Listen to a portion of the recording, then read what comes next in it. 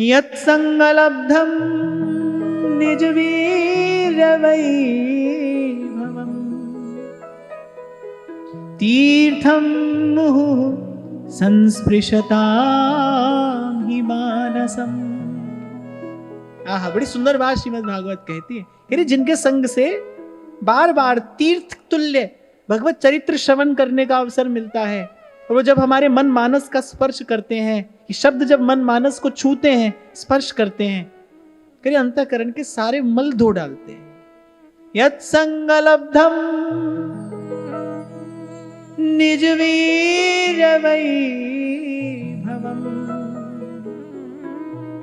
तीर्थं मुहुः संस्पृशतां हि मानसम्। बार बार जब सुनोगे संत के मुख से भगवंत की बात,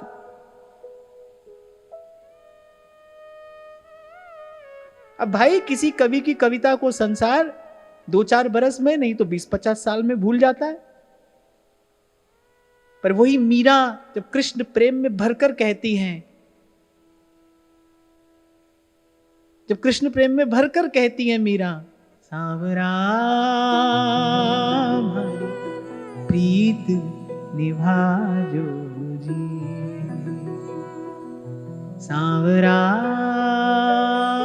हमारी प्रीत निभाजो जी। तो जिसको कह रही है वो भी सुनता है,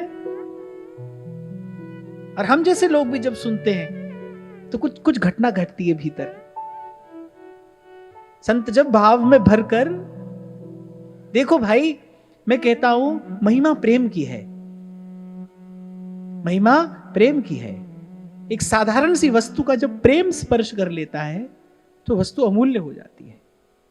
प्रेमी अपनी प्रेमिका को पुष्प देता है, वो उस पुष्प को सहेज कर किसी पुस्तक में रखती है, बरसों बरस वो जो पुष्प है वैसे प्रेमी प्रेमिकाओं की पुस्तकों में उनके पास रहता है। क्यों? क्योंकि प्रेमी और प्रेमिका की निशानी है, वो प्रेम से आया है। मैंने आपको शायद सुनाया था ना, एक बार एक व्यक्ति रेवड़ी खा रहा था। अब रेवड़ी खाते खाते रात का समय था, एक रेवड़ी हाथ से छूटकर गिर पड़ी। वो व्यक्ति ने क्या किया, उस व्यक्ति ने पहले थोड़ा तेल खरीदा, बाती बनाई, दीपक जलाया, वो ढूंढ रहा है वो रेवड़ी को, रेवड़ी मिल नहीं रही, रात का समय है। मेरे जैसे किसी बुद्धिमान व्यक्ति ने पूछा, बोले अरे मूर्ख, इतना परिश्रम तू कर रहा है, तेल खरीदा, दिया खरीदा, अरे इतने में तो जाने कितनी रेवड़ी आ जाती, ये सब करने की आवश्यकता क्या थी? उसने कहा कि हाँ ठीक है, मैं मूर्ख ही हूं, मुझे मूर्ख ही रहना है, आप पंडित ही बने रहो, आप क्या जानो उस रेवड़ी का मूल क्या है, आप क्या जानो उस रेवड़ी का मोल क्या है। अरे रेवड़ी का मोल तो भाई जो रेवड़ी का मोल होगा वही होगा। बोले अरे आप नहीं जानते, आप नहीं समझोगे, वो जो रेवड़ी है ना वो तो यार ने भेजी है, वो तो वहां से आई है, उसका कोई मोल नहीं हो सकता। बात तो भाई सारी प्रेम की है ना, महिमा तो प्रेम की है। साधारण सी वस्तु का प्रेम स्पर्श कर ले वो अमूल्य हो जाती है, उसका मोल तोल सब बदल जाता है। ऐसे ही जिस वाक्य का, जिस शब्द का प्रेम स्पर्श कर लेता है वो अजर अमर हो जाता है। तभी संतों के मुख से निश्चित तो ये भगवत गाथा है, ये अजर अमर की निशानी है। दिन भर रे नजर भर देखे, दिन भर रे नजर भर देखे, अजर अमर की निशानी, गगन में आवाज हो रही धीमी धीमी, गगन में आवाज हो रही धीमी धीमी। इस सारे अस्तित्व में अनंत काल से लेकर अनंत काल तक इस सारे अस्तित्व में महिमावंत अगर कोई है तो वो तो हित है, हित है, हित है, प्रेम की महिमा है। संत प्रेम से गाता है भगवान का चरित्र, संत प्रेम से गाता है। एक शायर की 2 पंक्तियां हैं बड़ी अच्छी, मेरे को याद आ गई। वो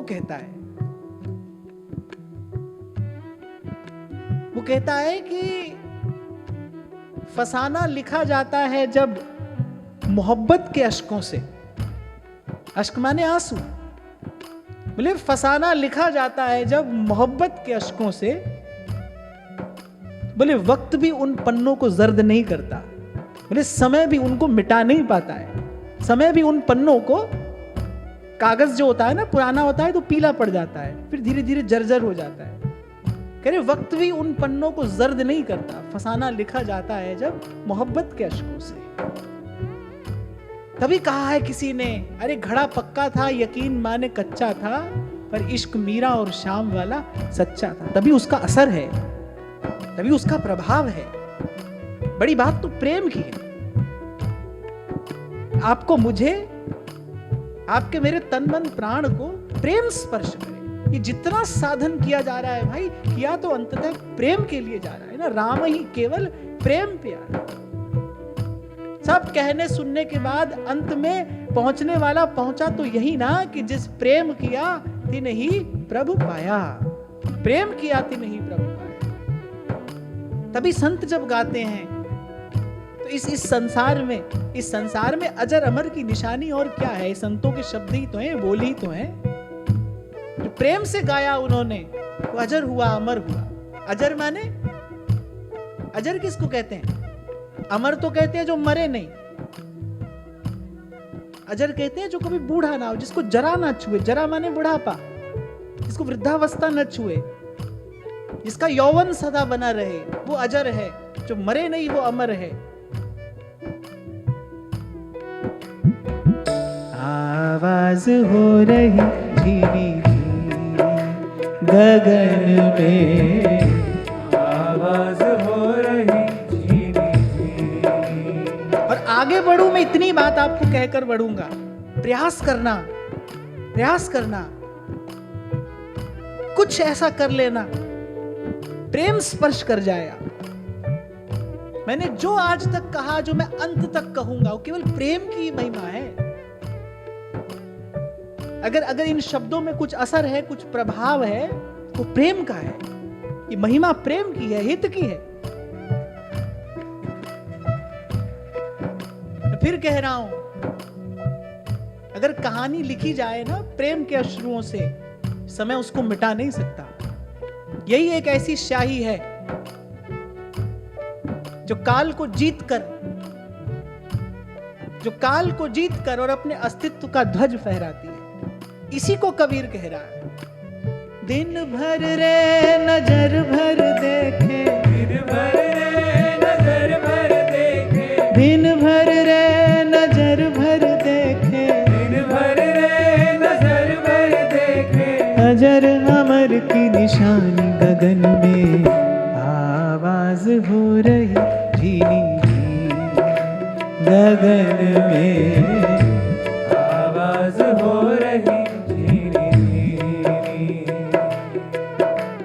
कहत कबीर सुनो भई साधो, कहत कबीर सुनो भई साधो, कहत कबीर सुनो भई साधो, कहत कबीर सुनो भई साधो। जाए अगम की वाणी गगन में, आवाज हो रही धीमी गगन में, आवाज हो रही गगन में, आवाज हो रही। और महाराज युधिष्ठिर भागवत में एक बात कहते हैं, महाभारत में मिलता है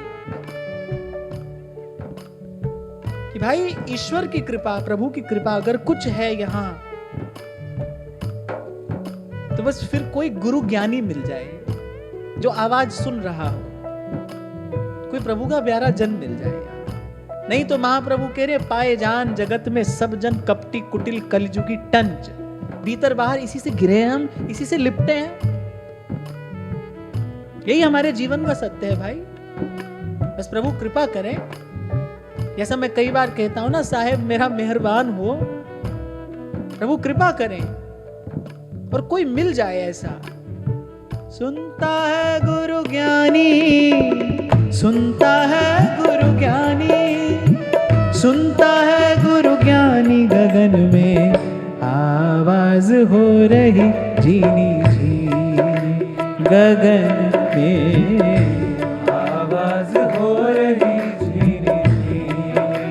गगन में आवाज हो रही जी। आज बहुत समय बाद दो पंक्तियां मुझे याद आ रही हैं। तुझको पुकार रहे आओ आओ रसिया, तुझको पुकार रहे आओ आओ रसिया, तुझको पुकार रहे आओ आओ रसिया, तुझको पुकार रहे आओ आओ रसिया। सब दुख दूर हुए जब तेरा नाम लिया, सब दुख दूर हुए जब तेरा नाम लिया, जब तेरा नाम लिया, जब तेरा नाम लिया।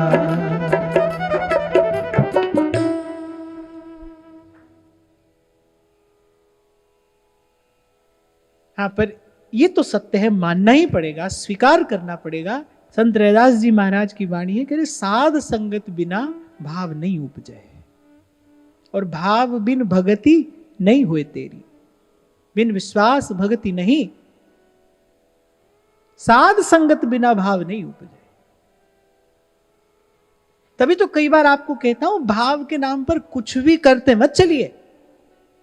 अरे अंतिम प्राप्ति है भाव, तो भाव से आगे और क्या है प्राप्त करने के लिए? भाव ही तो है जिससे भगवान मिल जाते हैं, भाव में ही तो भगवान बसते हैं, रहते हैं। तो भाव तो अंतिम वस्तु है ना। कुछ भी अनाप शनाप जो मन में आया भाव के नाम पर, और बस करते चले। इससे बचना, ये शब्द स्मरण रहे, भाव अंतिम प्राप्ति है, सब साधन की सिद्धि भाव है, इसमें भगवान रहेंगे। और ये जीवन उसी भाव की प्राप्ति के लिए मिला है जिसमें भगवान रहते हैं। जाहि न चाही कबहू कछु, तुम संग सहज सने, बसहु निरंतरता के।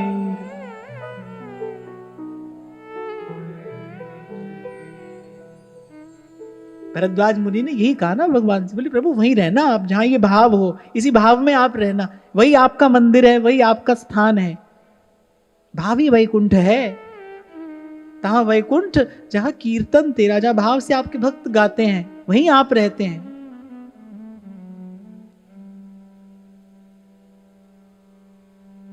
तो दूसरी वस्तु है पर स्वरूप का ज्ञान, माने अपने इष्ट के स्वरूप का ज्ञान। कैसा हमारे प्रभु का स्वरूप है, कैसा उनका स्वभाव है। अब प्रभु के स्वरूप स्वभाव की अगर हम विस्तार से चर्चा करने चलें तो फिर तो इस श्लोक से ये गाथा आगे बढ़ेगी नहीं। हरि अनंत, हरि कथा अनंता। अब स्वभाव तो उनका ऐसा है, अजामिल गीध व्याध, इनमें कहो कौन साध। सूरदास जी कभी कभी ऐसे ताना मार देते हैं प्यार से, भैया हमारी ओर भी देखो। अजामिल गीध व्याध, इनमें कहो कौन साध। सूरदास जी कह रहे हैं, भाई किसी ने आज हमको कह दिया है मंदिर के द्वार पर, कौन हो, साधु हो।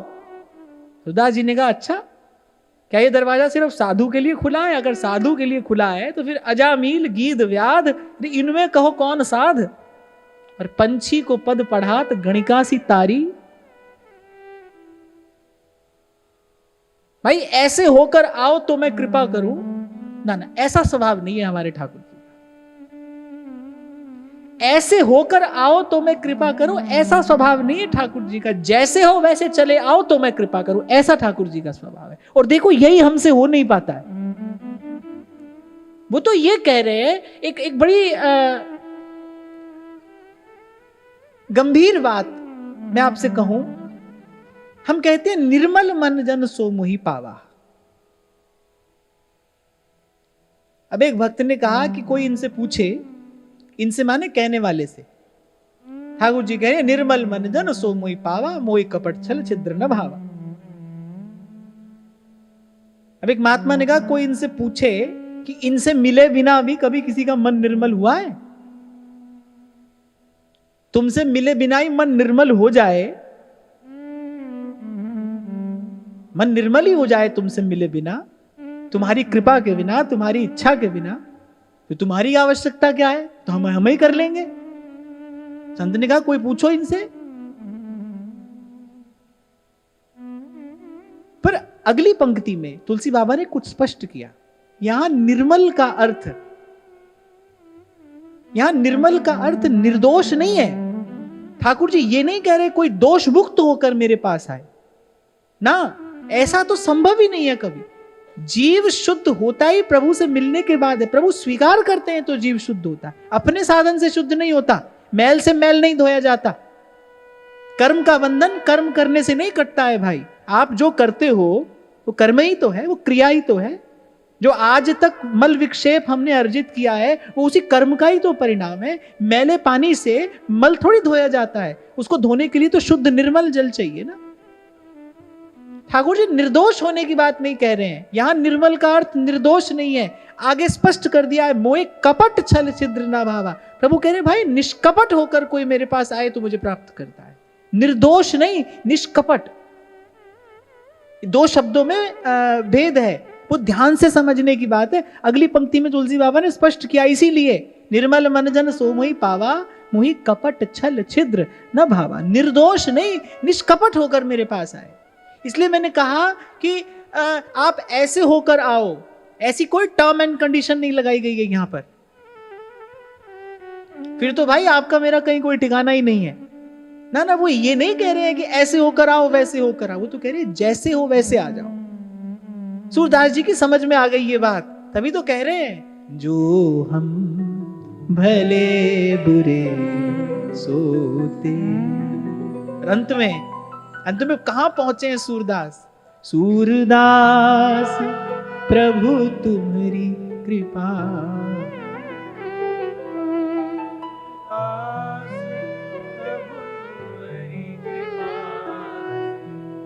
पाए सुख जो घनेरे, जो हम भले बुरे सोते। तो निर्मल का अर्थ निर्दोष नहीं, निष्कपट। दोष तो भाई अपने प्रयास से कभी दूर हो ही नहीं सकता। कहां गुरु साहब कह रहे गुण सब तेरे, अवगुण सब मेरे। कितनी सुंदर बात वाणी में कही, करे लेखे कतई ना छुट्टी है। कोई ये सोचे ना कि मैं साधन तपस्या करके अपने आप को शुद्ध कर लूं फिर भगवान मिलेंगे, करे ऐसी भूल में कोई ना रहे। लेखे कतई ना छुट्टी है। क्यों? करे खिण खिण भुल्लन हार। एक भूल सुधारोगे अगले पल दूसरी भूल हो जाएगी। और शरीर में सामर्थ्य कोई सब समय एक जैसी रहती है? अरे एक दिन में सामर्थ्य एक जैसी नहीं होती। सब समय भाव होता है? नहीं होता है। सब समय इच्छा होती है भजन की? नहीं होती। क्या हमारा मन एक रस रहता है? नहीं रहता। कभी कभी कितने दिन निकल जाते हैं, ऐसी मन रूखा सूखा सा रहा आता है। केवल केवल गुरु की आज्ञा में रहकर क्रिया की भांति उसे करते हैं। उसे भजन तो नहीं कहना चाहिए। शरीर की सामर्थ्य एक समय नहीं रहती, मन की सामर्थ्य एक जैसी नहीं रहती। एक भूल सुधारोगे अगले पल दूसरी हो जाएगी। विचार कर कह रहे हैं महापुरुष, कह रहे लेखे कतई ना छुट्टी है। ऐसे मुक्ति नहीं हो सकती भाई। खिण खिण भुल्लन हार। अरे प्रभु मेरा तो स्वभाव है भूलना, मैं तो पल पल भूलता हूं। लेखे कतई ना छुट्टिए, खिण खिण भुल्लन बख्शण हारा बख्श दे, नानक पार उतार। बस बख्शणहारा बख्श दे। और बख्शणहारा बख्श देता है, पर किसको? तो जैसा है वैसा उपस्थित हो जाए। इसलिए छोटी सी बात समझने की है, गंभीर बात है ये। प्राय करके यही समझ लेता है व्यक्ति कि भाई हमारा मन निर्मल होगा तो प्रभु मिलेंगे। ऐसा समय कभी नहीं आता है, प्रभु के मिले बिना मन निर्मल नहीं होता है। ये तो बिल्कुल ऐसी बात हो गई, कोई गंदा नाला ये सोच रहा है भाई मैं साफ सुथरा होके गंगा जी में मिलूं। अरे जैसा है वैसा गंगा जी में मिलेगा तो गंगा जी जैसा हो जाएगा। यही बात तो सूरदास कह रहे हैं, एक नदिया एक नार कहावत, एक नदिया एक नार कहावत, मैलो ही नीर भरो। पर जब मिल दो एक बरन भय, सुरसरी नाम पर्यो। प्रभु जी मोरे गुण चितना धरो, हरि जी मोरे गुण चितना धरो।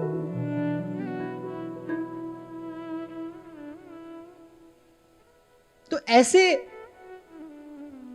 कभी कभी चिंतन करते करते संत जन गुरुजन कृपा करते हैं और शब्द के गर्भ में जो उसका वास्तविक अर्थ है वो प्रकट होता है। और यही कल मैं आपसे कह रहा था, इसीलिए आप और मैं यहां आकर बैठे, कहें कथा और अर्थ विचारे। निर्मल तो प्रभु से मिलकर ही जीव होगा।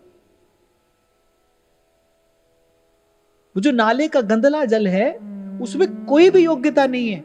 अच्छा उसको कोई ट्रीटमेंट करके साफ कर दोगे पर पवित्र थोड़ी होगा, उसमें गंगा जल जैसी पवित्रता थोड़ी आएगी। ऐसे ही भगवत कृपा के बिना कभी कभी लिख पढ़कर, दो चार पुस्तक पढ़कर, दो चार शास्त्रों का ज्ञान करके कोई त्यागी बैरागी तो हो सकता है, पर अनुरागी तो भाई भगवान की कृपा के बिना कोई नहीं होता, कोई नहीं होता, हो ही नहीं सकता। और मैंने अभी कुछ क्षण पहले आपसे कहा कि कोई भी समय हो, कोई भी काल हो, कहीं भी आप जाकर देख लीजिए, अनादिकाल से लेकर अनंत काल तक इस सारे अस्तित्व में महिमा तो प्रेम की है, प्रेम की महिमा है। जिस प्रेम किया तिस ही प्रभु पाया, प्रेम ते प्रकट हुई मैं जाना। महिमा तो प्रेम की है।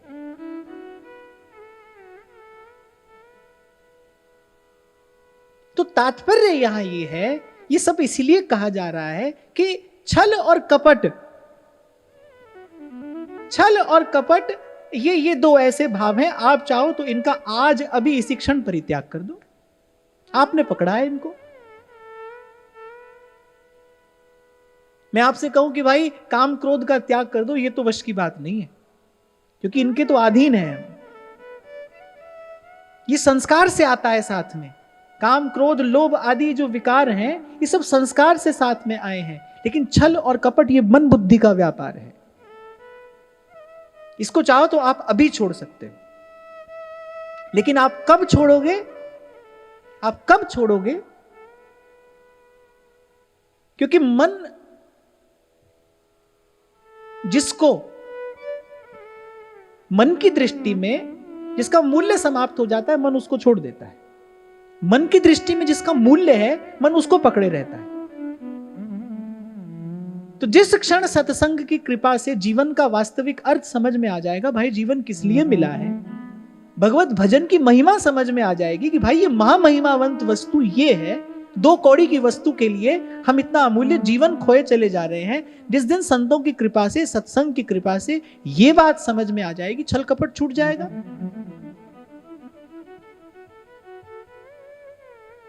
जब काम का आवेग आता है, बताकर नहीं आता है, वो सूचना देकर नहीं आता है, तभी कहते हैं कि आवेग आया है, क्रोध आता है। कोई क्रोध करता नहीं है, क्रोध आ जाता है। आप अब कभी भी बोलना तो यही बोलोगे ना, भाई हमको गुस्सा आ गया। गुस्सा कर लिया ये नहीं कहा जाता है, गुस्सा आ गया, क्रोध आ जाता है। इन विकारों का आवेग आता है, गुण गुण में बरतता है। ये अलग चर्चा का विषय है, मैं केवल संकेत कर रहा हूं। लेकिन छल और कपट आप करते हैं। आप नहीं कहते छल आ गया, आप नहीं कहेंगे कपट हो गया। कपट किया जाता है, छल करते हैं आप करते हैं, और जो आप करते हैं वो आप छोड़ सकते हैं। इसलिए अगली पंक्ति में तुलसी बाबा ने स्पष्ट किया निर्मल मन जन सो मोहि पावा, मोहि कपट छल छिद्र न भाव। प्रभु कह रहे भाई वस्तु हमको अच्छी नहीं लगती, इसको छोड़ कर आओ। छोड़ कर आओ तभी कह रहे जब आप छोड़ सकते हो। 5 बरस के बालक को 50 किलो बोझ सर पर रखने के लिए कोई नहीं कहेगा, वो जानता है ये बालक की सामर्थ्य ही नहीं है। प्रभु जानते हैं हमारी सामर्थ्य क्या है। प्रभु हमको कभी वो कार्य करने के लिए कहेंगे ही नहीं जिसमें हमारी सामर्थ्य ना हो। छल कपट छोड़ने की बात कही जा रही है क्योंकि ये आप और मैं कर सकते हैं। जानबूझकर छल कपट किया जाता है, विचार कर किया जाता है। इसलिए कोई नहीं कह सकता भाई हमसे कपट हो गया, ना ना, ये कोई नहीं कह सकता। कोई नहीं बोलेगा भाई हमसे गलती से छल हो गया। नहीं नहीं, ऐसा होता ही नहीं। छल तो किया जाता है, कपट किया जाता है, इसका त्याग करना है कि यही आड़ है। एक और बात, बड़ी देर के बाद जाकर यह बात समझ में आती है, भाई छल कपट तुम स्वयं से ही कर रहे थे, किसी से नहीं कर रहे थे। व्यक्ति को केवल इस बात का भ्रम होता है कि मैंने उससे छल किया, उससे ना ना, छल कपट केवल स्वयं से किया जाता है। इसको कहते हैं आत्मपीड़न करना। जैसे आत्महत्या पाप है, ऐसे आत्मपीड़न भी पाप है। आप वो कार्य करें जिससे आपकी आत्मा पीड़ित हो, ये बड़ा पाप है। आप जानबूझकर वो कार्य कर रहे हैं कि जिससे कल आपकी आत्मा पीड़ित होगी, कितना बड़ा पाप है ये। किसी जीव को सताना ये कितना बड़ा पाप है। ऐसे आप में भी तो जीव है ना, उसको सताना भी तो कितना बड़ा पाप है। जैसे जैसे पर पीड़ा सम नहीं अधमाई, तुलसी बाबा कह रहे हैं ना, परहित सरस धर्म नहीं भाई, और पर पीड़ा सम नहीं अधमाई। ऐसे वो कार्य भी मत करिए ना जिससे आपकी आत्मा पीड़ित हो। अपने मार्ग पर ऐसा कांटा मत बोइए ना इसके परिणाम में कल आपको ताप शाप झेलना पड़े। अपने आप से भी छल ना करिए, अपने आप से भी कपट ना करिए।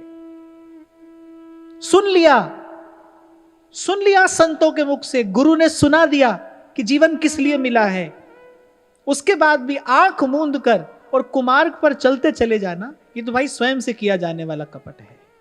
ये तो अपनी आत्मा को सताना है, ये तो अपनी आत्मा को पीड़ा देना है।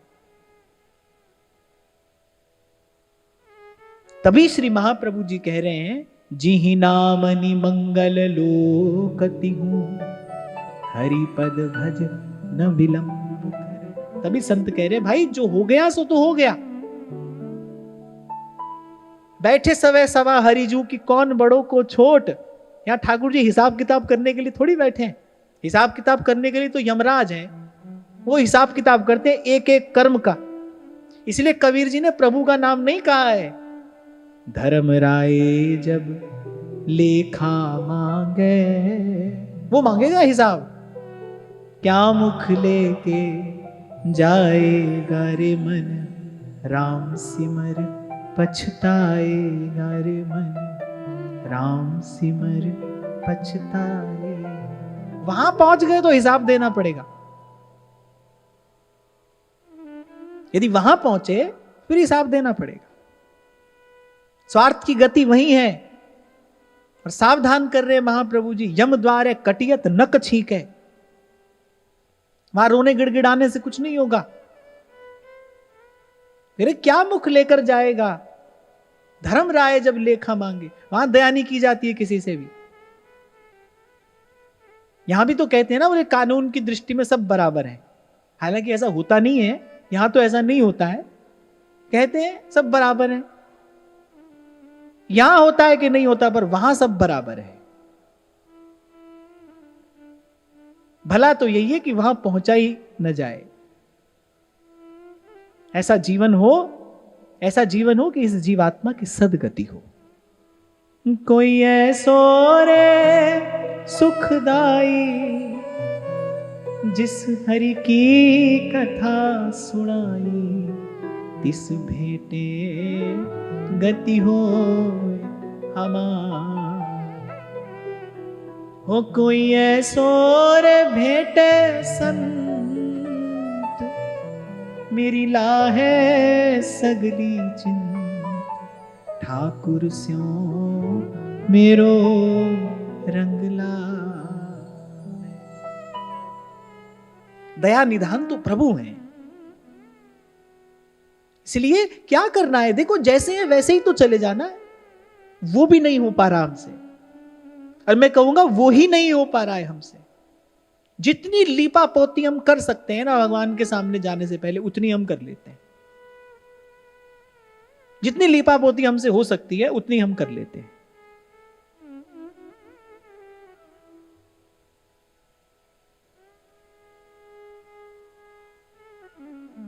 और बस प्रभु तो उसी क्षण की प्रतीक्षा कर रहे हैं भाई, कि कोई ऐसा तो जैसा है बस वैसा हमारे सन्मुख आ जाए। एक संबंध संसार में ऐसा होता है, वैसे तो हर संबंध में एक स्थिति पर पहुंच जाने के बाद फिर जो बनावटीपन होता है ना, जो औपचारिकता होती है, वो बाधा लगने लगती है। अगर किसी से आपका अपनापन हो जाए तो वहां पर औपचारिकता की आवश्यकता नहीं होती। और अगर आप औपचारिकता कर रहे हैं तो फिर ये बता देता है कि भाई यहां पर अपनापन नहीं है। आत्मीयता और औपचारिकता ये एक साथ नहीं रह सकते, एक साथ नहीं रह सकते। अरे तभी तो हमारे सेवक जी महाराज कह रहे हैं, निस्नान क्रिया जप तप नहीं। इसका मतलब ये नहीं कि कल से नहाना ही नहीं, बिना नहाए जा रहे हैं सेवा में, मैं इसलिए नहीं कह रहा हूं। तो शरीर के लिए जो कम से कम, जो शरीर की स्वच्छता पवित्रता के लिए, वो बात दूसरी है। फिर भाव के धरातल पर हम लीप पोत कर जाते हैं ना, जैसे नहीं है वैसे जा रहे हैं प्रभु के सम्मुख। जैसे नहीं है वैसा वैसा दिखने का हम प्रयास कर रहे हैं।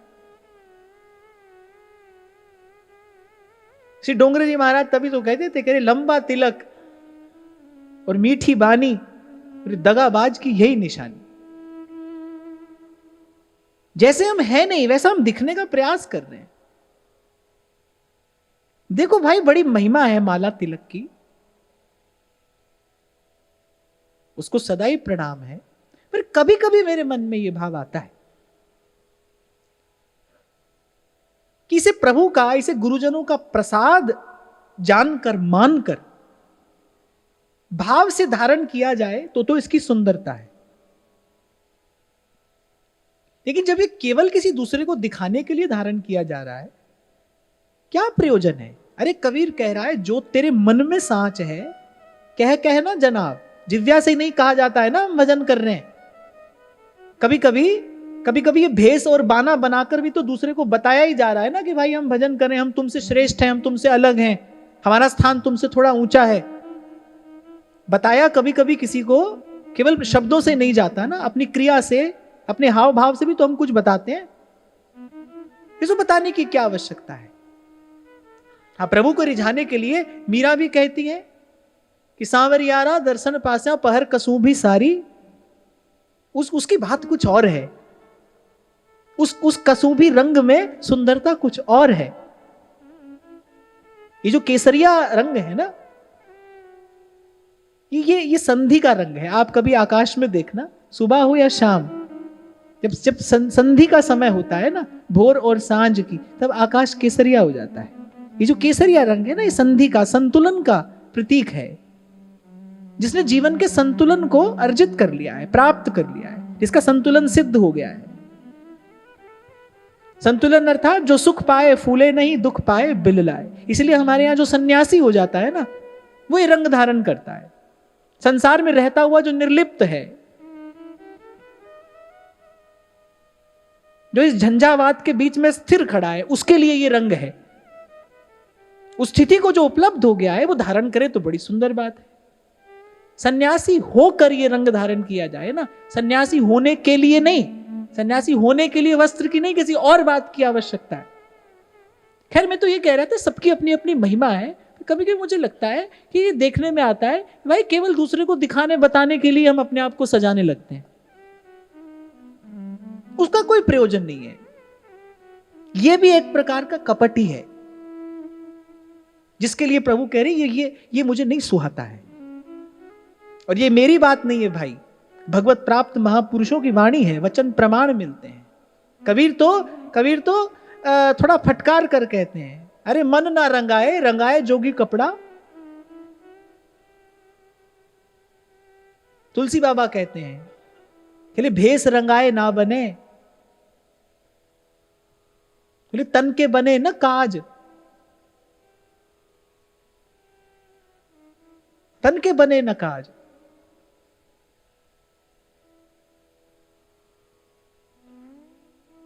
खैर हम तो प्रभु के स्वभाव की बात करें तो प्रभु तो सबको स्वीकार करते हैं, ऐसा वैसा हम जैसा कोई भी जाए प्रभु स्वीकार करते हैं। बस उनकी शर्त ये है कि भले बुरे जैसे भी हो ना, बिना औपचारिकता के आओ, क्योंकि औपचारिकता औपचारिकता आत्मीयता को प्रकट नहीं होने देती। वो जो बनावटीपन है ना, वो कभी आत्मीयता को प्रकट नहीं होने देता। जब आत्मीयता प्रकट होती है तब कोई औपचारिकता की आवश्यकता नहीं रह जाती। फिर तो प्रभु हम जैसे हैं वैसे आपके ही हैं। इसलिए मैं आपको कुछ क्षण पहले कह रहा था, और इस आत्मीयता के प्रगाढ़ स्वरूप का दर्शन अगर कहीं होता है तो वो तो भगवान के नाम के निकट जाकर होता है। वहां ऐसी आत्मीयता है भाई, कभी भी चले जाओ, कहीं भी चले जाओ, कैसे भी चले जाओ, नहाकर जप लो, बिना नहाए जप लो, आसन में बैठकर जप लो, लेटे लेटे जप लो। सार की बात है भाई, जप लो, जप लो। सांस सांस सिमरे गोविंद, मन अंतर की उतरे चिन्ह। एक छोटी सी बात को कहकर चर्चा को विराम दूं, क्योंकि हम पर स्वरूप के, अपने इष्ट के स्वरूप के, भगवान नाम के, नाम प्रभु के स्वरूप की चर्चा भी हम कर रहे हैं। देखो, संसार में किसी से कितना भी आपका तथाकथित प्रेम क्यों ना हो जाए, कितना भी क्यों ना हो जाए, 24 घंटा अगर उसके साथ रहने लगो ना, 2-4 दिन में झंझट हो जाएगा। अरे जब ये कोरोना का समय आया, बड़े बड़े प्रेमियों की दुनिया उजड़ गई उस समय, जिन्होंने बरसों लड़ झगड़ कर प्रेम विवाह किए, लड़ झगड़ कर विवाह किए, फिर विवाह कर करके झगड़ रहे हैं। नहीं, हंसने की बात नहीं है, सच्ची बात है, दीज आर फैक्ट्स। कितना डोमेस्टिक वायलेंस बढ़ गया था उस समय, कैसी कैसी बातें सुनने को मिलती थी। सब लड़ रहे हैं, झगड़ रहे हैं, क्यों? क्योंकि हमेशा साथ साथ रह रहे हैं, सब प्रेम हवा हो गया।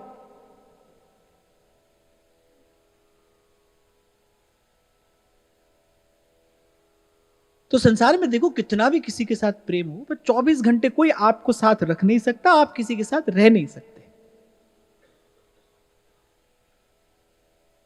मंदिर में जो प्रभु बैठे हैं वो भी नहीं रह सकते 24 घंटे हमारे साथ, हम उनके साथ नहीं रह सकते। 24 घंटा आपको कह दिया जाए भाई आज सुबह से शाम तक 24 घंटा सेवा ही सेवा करना है, अगले दिन देखो, मैंने आपको शायद सुनाया था ना, झूले का समय था, राधा वल्लभ लाल झूले पर विराजमान थे और बड़े अधिकारी जी ने हमको छड़ी देकर और वहां खड़ा कर दिया, बोले जब तक श्री जी यहां विराजमान है तुम यही रहो। बड़े जोर शोर से मैं गाया करता था उस समय, लाडली सेवा में लीजिए वृंदावन दीजिए।